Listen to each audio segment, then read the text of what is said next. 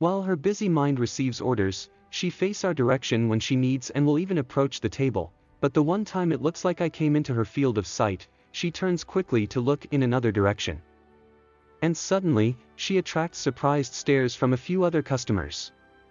If she was just looking the other side, or averting her eyes, it would have stand out less. But the agility with which she went away physically made the stranger even worse.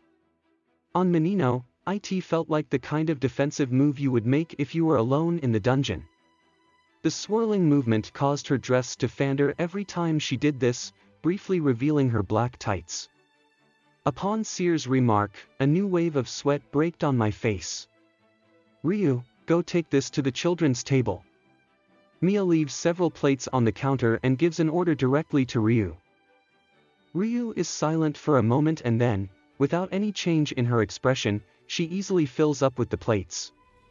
She then moves directly to our table. "Ryu, hear me, Bell, here's your steak." "Ryu, you have a second." "Bell, you have a request." "Beer then." "Ryu, I just want to talk to you." "Thank you for your order, Bell, this cannot be called a talk."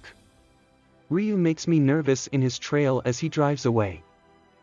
Without surprise, the others seem to have noticed what's going on, and WLF, Mikoto and Haruheim, as well as Nizie and Ouka and their respective families. Everyone looks at me.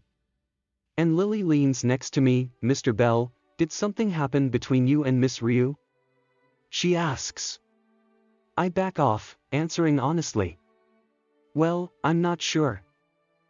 So much happened that I kind of could not get out of her." The first thing that came to my mind was when I hug her naked, but it was an emergency. Also, she talked to me normally after we got back from the dungeon. We even laughed together.